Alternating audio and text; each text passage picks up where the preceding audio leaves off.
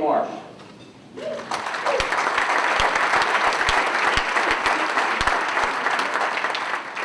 David, as you probably will see shortly, is one of the winningest swimming coaches in the history of NCAA swimming, and really just a short NCAA career. So who knows what kind of records he might have set had he continued on. He's now the director of Swim Mac and director of coaching and coach there. And David says he is honored and humbled by this experience, and it allows him to jump off the treadmill for a moment to just reflect on all of those who've helped shape his life, both personally and professionally. And a couple of the memorable moments for David were standing in the coaching box with his mentor, Richard Quick, during the finals of the women's 200 fly, watching Miss Behind. And then the second one was his very first NCAA qualifier was Christy Kruger at Auburn. And I believe she was the only qualifier that year. Is that right, David? She's the only qualifier that year. And then, of course, he went on and won all these great championships. So please join me in welcoming one of the greatest coaches of all time, Coach David.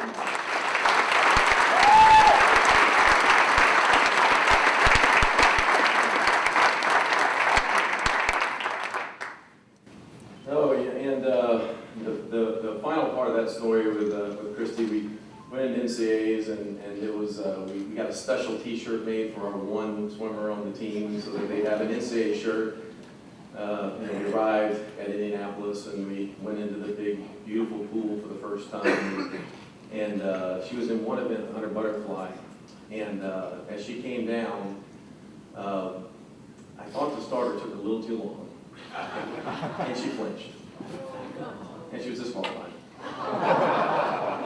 So we didn't score any points either.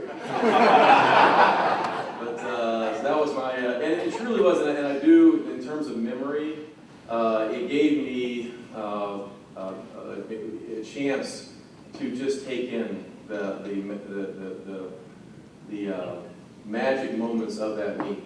And it's something that I used to help catapult me, in my coaching, my NCAA coaching career. There's a lot of places that I'd love to go and talk about here, but I think the biggest point I want to make is, like everybody else, generally we owe it to other people. Generally, that's what makes things happen, and certainly going in with this class, like everybody said so far, is phenomenal. They're friends, they're in coaching, they're part of the future of coaching, and I think for all of us, this is just a moment in time. I think all of us have plans to do more things on into the future, but it's exciting to be here at this moment in time. I'm one of the non-traditional swimmers where I was 15 years old when I went out for the swim team. When I got cut from the baseball team at 15 years old, I thought I was going to be the right fielder or left fielder for Southwest High School, but when I went to look at the board, I didn't make the team. And so, of course, I did what most people do. I went out for my brother's sport to try to beat him. And that was swimming, and I ran into a guy named Pat Toner, who was the coach of my first year.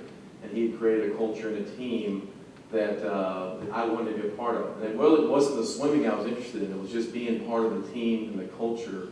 And I still remember my first Under the Minute Club button at the end of that first year swimming.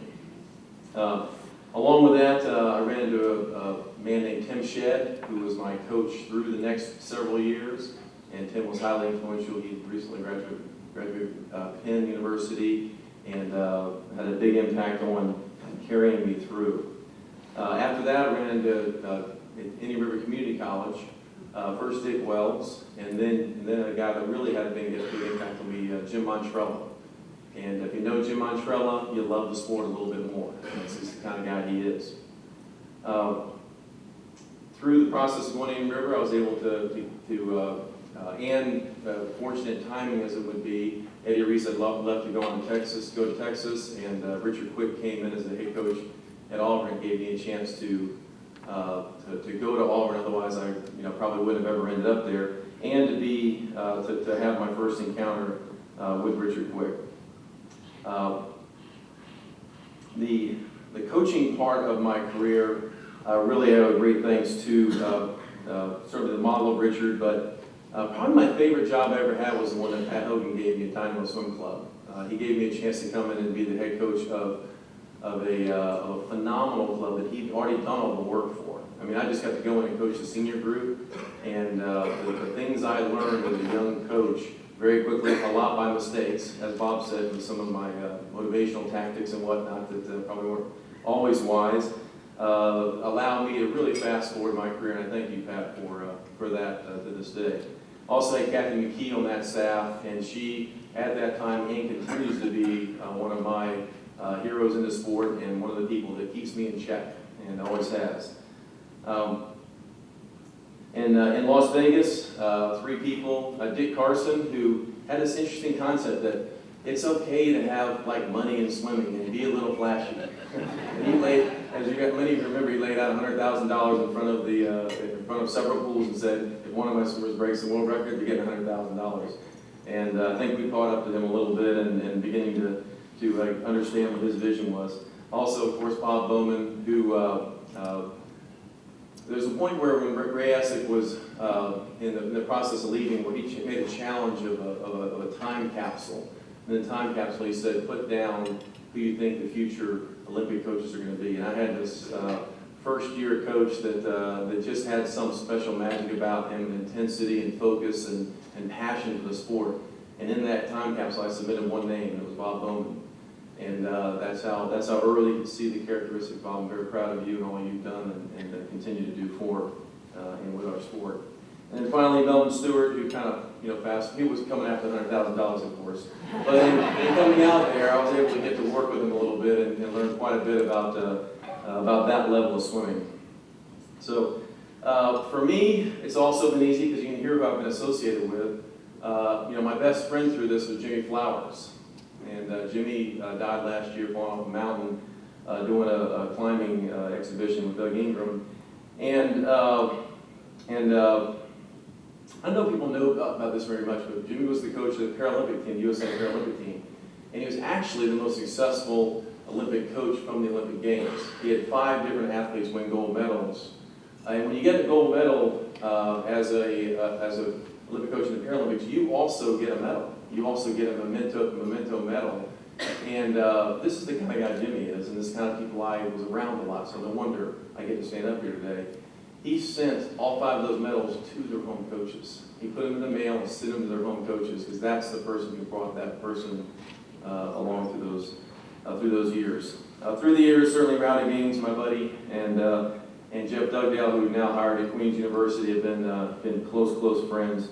People I count on. My mom and dad are here today. Mom is a breast cancer survivor of recent, and more important than that, she's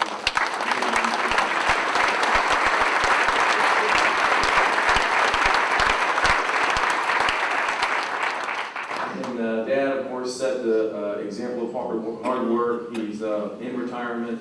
I keep having to remind him he's in retirement. He's the captain of the fire department. He's the chairman of the children's council on acting, and he just started a flea market. So in his spare time, he's doing a few other things.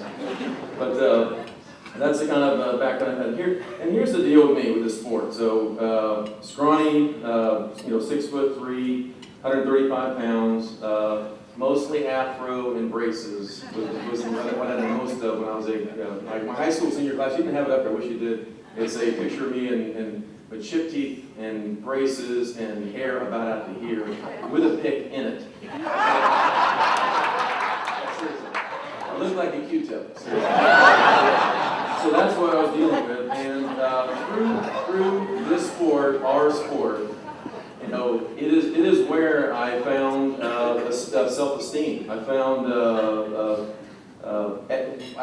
what the term of excellence is, and truly not what the word really means. I found my best friends. Period.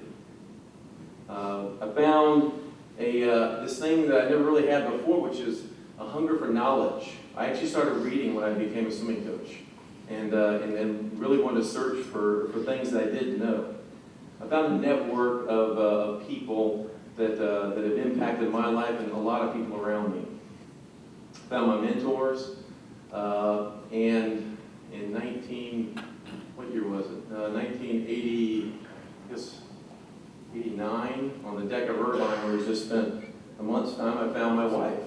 She was a very cute coach, coaching for Fullerton, And I, of course, sought her out, and Betsy Rapp introduced us, and we've been married 15 years, and we have 3 beautiful children. And so she since has stopped coaching to raise the kids, but this year took up coaching again to coach the high school team where our kids go to school. So she's back on the deck with us. It's a good thing. Also, just found a professional career. I never thought I could make a living at coaching. I didn't really process it through that. When I did coaching, I thought I was going to be I thought it just be something you just kind of did. I didn't know you could actually get paid for it. So I found a career where it could impact people. Also grew in my faith. I was a person that really was relatively faithless early, and through the process of coaching, the people I ran into, the people that impacted me, I found a relationship with my God that's the center of my life now. I'd like to thank Indianapolis, ASCA. Thank you guys for the work you do. Indianapolis is the swim town. I'd like to thank my staff. A lot of my staff is here. They are the future of what this sport is. They're bringing along people at an unbelievable level, like a lot of your coaches are. And thank you guys for being in the trenches and doing the work and making this sport special for every one of them. When I sit back and I look at an event like this and had 4 different coaches that including looking out there at Ira with Nate Kimbracken and Mike Bottom and Brett Hawk, all speakers of this clinic. That's stuff I really love now. I love the connections with the former coaches and swimmers I had. When we were sitting right here, I just got a text from Jeremy Knowles showing me he moved to Birmingham. He's working in inner city schools as a teacher, and he's got his pictures of his move with his wife and his child. And he was a great Senior 1 coach this past year for us, but he's moved on to other things. That's what I love about this thing. I want to dedicate this tonight to Richard Quick, though, because my path was very easy in coaching. When I arrived at Auburn, within the first week of being there, I knew what I wanted to do. I knew what I wanted to be. I wanted to be Richard Quick. And so when I finished my degree, that's what I wanted to do. I wanted to have a passion like him. I wanted to learn the skills that he had, the openness. I kept asking Richard later in his career, I said, why do you keep pushing so hard, Richard? I couldn't figure it out. Later on, this is where I met Richard, was at the ASCA events every year. I said, sit down and say, why are you pushing so hard? Because he would do everything. He'd be on every committee. He would do, and he says, because I love it. He says, I love it. And that was the kind of role model I had. And even as it is later in his years, he grew in his faith. We were driving, and he was in his worst stage of the brain tumor.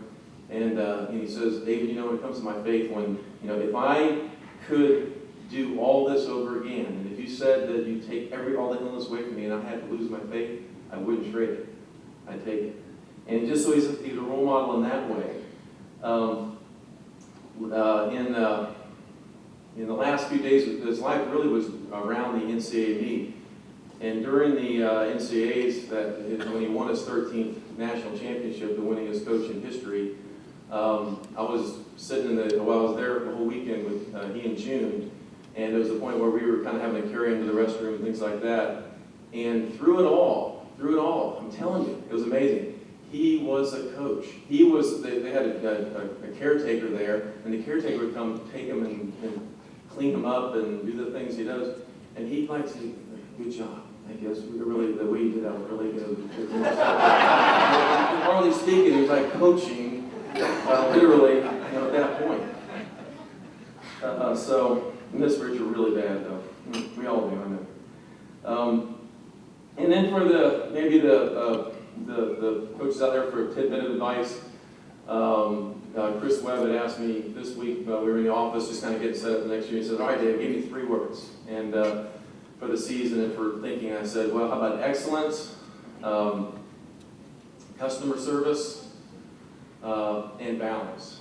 And in terms of what I leave with you young coaches out there especially is think in terms of providing that extraordinary Richard Quick type excellence, understanding that you're working with young people, and in that customer service you're impacting young people in a way that maybe in some cases nobody else is in their lives. And then for yourselves and for the people around you, have that balance to make sure you're taking care of yourself, to make sure you're taking care of your personal growth, your relationships in your life, and make time for yourself as you go about this business. Maybe the highest compliment I give to our sport is I love the fact that all three of my kids swim to some degree, some a little bit more than others, but I'm very proud of that and very excited about that because I know the impact at all levels that it can have on them. And for tonight, I just want to say again, I'm so honored to be here. Thank you. Thank you again. Congratulations again to the other honorees, and God bless all of you.